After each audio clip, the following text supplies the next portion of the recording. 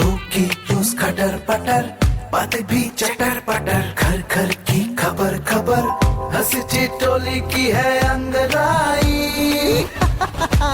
Radio Raju भाई, radio Raju भाई, radio Raju भाई, राज मिस्त्री का अपना रेडियो।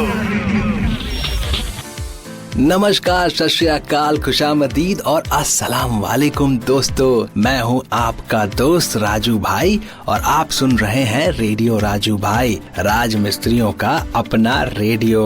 दोस्तों आज है पौला बैशाख। जी हाँ दोस्तों, ये जो है पौला बैशाख पूरे बंगाल में धूमधाम से मनाया जाता है। आपको पता है दोस्तों, इतना आनंद आता है और इस वक्त जो है मौसम भी बड़ा अपने आप सुहाना रहता है। कभी कभी तो बारिश भी हो जाता है और बाउल संगीत ये जो है इसका बहुत धूम मचा रहता है। हम बहुत मन से सुनते हैं, इतना आनंद आता है दोस्तों कि हम आपको क्या ही बताएं। आपको पता है हम बंगाल में जब गए थे पौला बैशाख के टाइम पे तो कितना कुछ हमको देखने को मिला और कितना आनंद आया हमारे जीवन में। अरे यहाँ पर पूरे राज्य में इस पौला बैशाख को पूरे धूमधाम से मनाया जाता है। नया नया मीठा मीठा बढ़िया बढ़िया पकवान खाने को मिलता है। सबके घर में जो है बहुत बढ़िया पकवान बनता है।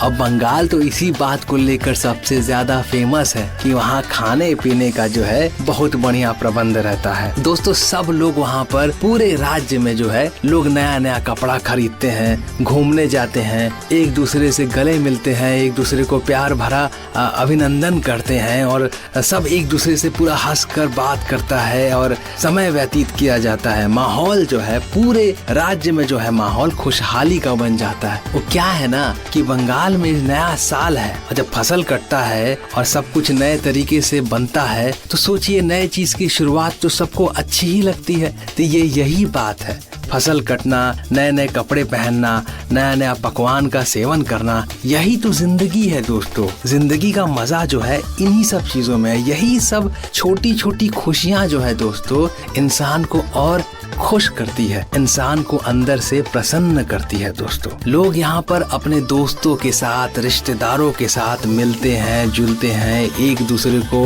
उपहार देते हैं और एक दूसरे के लिए शुभकामनाएं देते हैं, एक दूसरे का मनोबल बढ़ाते हैं, एक दूसरों की खुशियों में शामिल होते हैं दोस्तों। यही है जीवन और यही है पूरा मकसद पौला बैशाख यानी कि नववर्षों का। नववर्षों का मतलब दोस्तों होता है नया साल। इसीलिए आज के दिन लोग एक दूसरे को बंगाल में शुभो नववर्षो भी बोलते हैं, मतलब कि आपका नया साल शुभ हो। अब बाहर के लोग सोचेंगे अरे नया साल बोल रहे हैं, ये तो 1 जनवरी को होता है। लेकिन दोस्तों यहाँ पर आज के दिन को भी नववर्षो यानी कि नया साल की मुबारकबाद दी जाती है। और दोस्तों आप तो जानते ही हैं पूरे भारतवर्ष में हर राज्य में नई फसल की कटाई होती है और ये जो पूरा जो उत्सव है इसी का है, इसी उत्सव को मनाया जाता है। और तो और दोस्तों ये बहुत सारे राज्य में मनाया जाता है, लेकिन हर राज्य के लोग इसे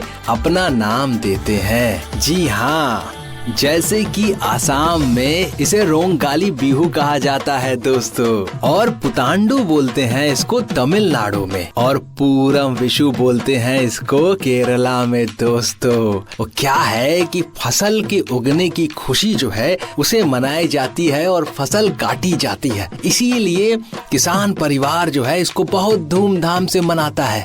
वो क्या है कि हर इंसान की जिंदगी जो है फसल से जुड़ी होती है। माँ अन्नपूर्णा ही तो है वो फसल जो हमें जिंदा रखती है। इसीलिए दोस्तों इसको हर कोई मनाता है खुशहाली के साथ और घर में पकवान बनाकर और कुछ मीठा खाकर और बहुत मजा करके मनाया जाता है इसको दोस्तों। यही है जीवन का उद्देश्य, खुद को समर्पित कर देना। दोस्तों हम हैं आपके दोस्त राजू भाई और आप सुन रहे हैं रेडियो राजू भाई, राज मिस्त्रियों का अपना radio, powered by UltraTech cement, देश का नंबर 1 सीमेंट दोस्तों। और दोस्तों आज है अंबेडकर जयंती, यानी कि श्री भीमराव अंबेडकर जी का जन्म दिवस है आज। तो दोस्तों सबसे पहले तो आपको अंबेडकर जयंती की हार्दिक शुभकामनाएं। और शो में क्या क्या होगा, वही होगा जो हमेशा से होता आया है। आपको बताएंगे कुछ दिलचस्प बातें, हंसी मजाक, कहानी और बॉलीवुड के कुछ अभिनेता भी आएंगे। लेकिन उससे पहले आपको ये भी याद दिला दें कि आप सुन रहे हैं रेडियो राजू भाई, राज मिस्त्रियों का अपना radio, powered by UltraTech cement, देश का नंबर 1 सीमेंट, मेरे प्यारे राजमिस्त्री भाइयों। तो दोस्तों शुरू किया जाए आज का प्रोग्राम। दोस्तों समय हो चला है कि आपको कुछ दिलचस्प बातें बताएं। दोस्तों हमारा शरीर, हम जब छोटे होते हैं तो हमारा शरीर का हर एक अंग कितना छोटा होता है, हाथ, पाँव, सर, कान, नाक। मगर दोस्तों अगर मैं आपसे एक बात कहूँ कि हमारे शरीर का एक ऐसा अंग है जो बचपन से लेके, यानी कि हमारे पैदा होने से लेके हमारे अंत काल तक, यानी कि हमारे मृत्यु तक एक ही साइज का रहता है, तो आप क्या सोचेंगे? आप सोच में पड़ जाएंगे ना कि ऐसा कैसे हो सकता है कि कोई एक चीज हम जब जन्म हुआ था तब से लेकर अभी तक एक ही साइज का है, ना बड़ा हुआ ना छोटा, ऐसा कैसे हो सकता है? तो दोस्तों बता दे ऐसा हो सकता है और ऐसा होता है। और वो पता है वो क्या है? वो है हमारी आँख। दोस्तों हमारी जो आँख होती है ना, वो बचपन से लेके बूढ़े हो जाने तक वो एक ही साइज का होता है। वो आँख का साइज कभी छोटा या बड़ा नहीं होता है। सुनकर थोड़ा आश्चर्य हुआ होगा आपको, लेकिन अगर गौर फरमाएंगे तो आप ये महसूस कर पाएंगे कि जो मैंने कहा उसमें कितनी सच्चाई है और वो कितनी बड़ी बात है दोस्तों, है ना? इंटरेस्टिंग बात, एकदम दिलचस्प। सुनने के बाद लग रहा होगा कि अरे वाह, ये तो नई जानकारी मिली है आपको। दोस्तों आप सुन रहे हैं रेडियो राजू भाई, राज मिस्त्रियों का अपना रेडियो, और हम हैं आपके दोस्त राजू भाई। प्यार मोहब्बत से आगे बढ़ते हैं, ज्यादा इमोशनल होने की कोई बात नहीं है दोस्तों। इमोशन तो प्यार झलकाने का एक तरीका है। वैसे आपको एक और बात बताते हैं, एक चुटकुला सुनाते हैं, आपको मजा आएगा। वो क्या हुआ कि एक औरत एक बाबा के पास गई, बोली कि हम लोगों में ना, हमारे पति में और मुझ में प्यार आजकल थोड़ा कम हो रहा है। तो बाबा बोले कि बेटा शनिवार को फेसबुक का और रविवार को व्हाट्सएप का उपवास करो, तो देखो प्यार मोहब्बत फिर से बढ़ जाएगा। पत्नी को बात समझ में आ गया। तो हम दोस्तों आपसे ये इसलिए बताए हैं कि आप भी जाकर ये काम कीजिए। अगर आपको ऐसा लगता है कि आपके और आपकी वाइफ के बीच जो है वो प्यार मोहब्बत कम हो रहा है, थोड़ा आप भी कम फेसबुकिया बनिए और अपनी वाइफ को भी समझाइए कि ज्यादा फेसबुकिया नहीं बनने के लिए। समझ रहे हैं ना मेरे प्यारे राजमिस्त्री भाइयों? अच्छा एक और बात, एक और एक्टर है, वो भी कुछ बोलना चाहते हैं, उनको भी बुला लेते हैं। इनका नाम है ऋतिक रोशन। ये देखिए क्या कहना चाहते हैं। आइए सर, आइए, आप भी आइए। मैं आप सभी से अंबेडकर जयंती की हार्दिक शुभकामनाएं कहना चाहता हूं। और मैं आप सभी को कहना चाहता हूं कि मैंने भी एक पिक्चर की थी जो मैं चाहता हूं कि श्री भीमराव अंबेडकर जी को मैं दिखाऊं, और वो फिल्म का नाम है सुपर 30, जहां पर मैंने आनंद कुमार का रोल किया था।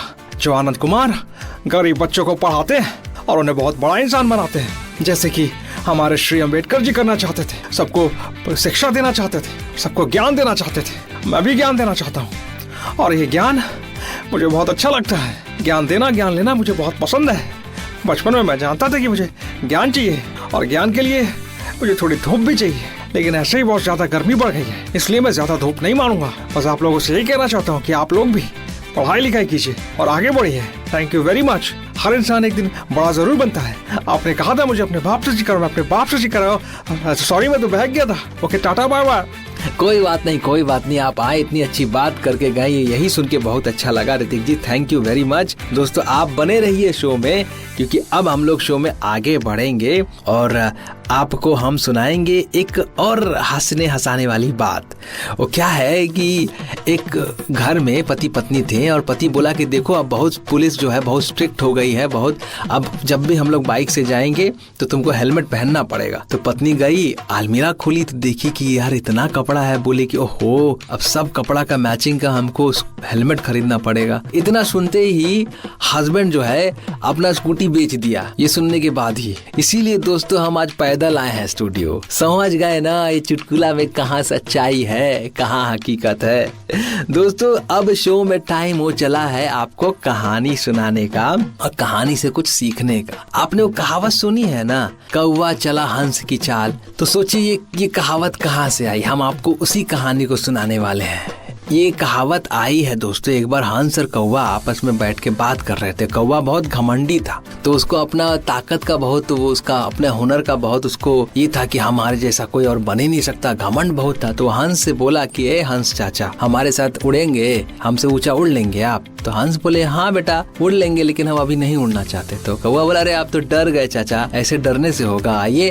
तो हंस बोला चलो ठीक है, लेकिन हंस जानबूझ के ज्यादा ऊपर नहीं उठा। कौवा लेकिन ऊपर उड़ गया। कौवा आके हंस के बोला अरे हंस चाचा आप तो बुढ़ा गए हैं भाई, आपसे नहीं हो पाएगा, आप जाने दीजिए, आप थक गए हैं, आप सोइए। तो हंस बोला नहीं बेटा ऐसा बात नहीं है, देखो हर इंसान में अपना अपना गुण होता है, हमारे अंदर पानी में चलने का गुण है, तो हमसे हमारे साथ चलोगे? तो कौवा तो घमंडी, वो कैसे हार मान ले। वो बोला चलिए हम अभी आपको हरा के दिखाते हैं। तो पानी में चलने लगा। तो पानी में चलते चलते वो पानी में डूबने लगा थोड़ी देर के बाद। काहे कि जाहिर सी बात है कौवा कैसे चल सकता है, हंस का पाँव अलग जैसा होता है और कौवा का पाँव अलग होता है। तो हंस उसको बचा के किनारे लेकर गया और बोला कि बेटा अभी ठीक है ना तुमको? तो कौवा बोला कि हमसे बहुत बड़ा गलती हो गया, हम तो घमंड में इतने चूर हो गए थे कि हम समझ ही नहीं पाए कि कौन सा चीज है जो हम कर सकते हैं और कौन सा चीज है जो हम नहीं कर सकते हैं। तो हंस बोला कोई बात नहीं बेटा, तुम सीख गए हो, यही बहुत बड़ी बात है। तो दोस्तों आज की कहानी में भी यही सीख है कि घमंड नहीं करना है। घमंड जिस दिन आपने किया समझिए कि आपका विनाश उस दिन से तय है मेरे प्यारे राजमिस्त्री भाइयों।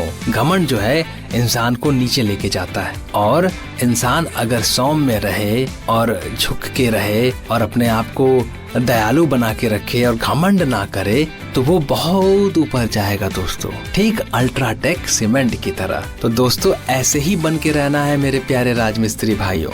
जीवन में आगे बढ़ने के लिए अल्ट्राटेक सीमेंट देश का नंबर 1 सीमेंट से सीख लेना है हमें कि आपके अंदर सारे गुण होने चाहिए, लेकिन उस बात का कभी घमंड नहीं करना चाहिए दोस्तों। इसी बात पर कि हमें कभी घमंड नहीं करना है, मैं आप सभी से इजाजत लेने वाला हूँ दोस्तों। अब मुझे इजाजत दीजिए क्योंकि अब टाइम हो चला है मेरे जाने का। हम मिलेंगे अगले एपिसोड में, तब तक के लिए मस्त रहिए, व्यस्त रहिए और अपना ख्याल रखिए दोस्तों। धन्यवाद। रेडियो राजू भाई, रेडियो राजू भाई, रेडियो राजू भाई, राज मिस्त्री का अपना radio. Brought to you by Ultratech Cement.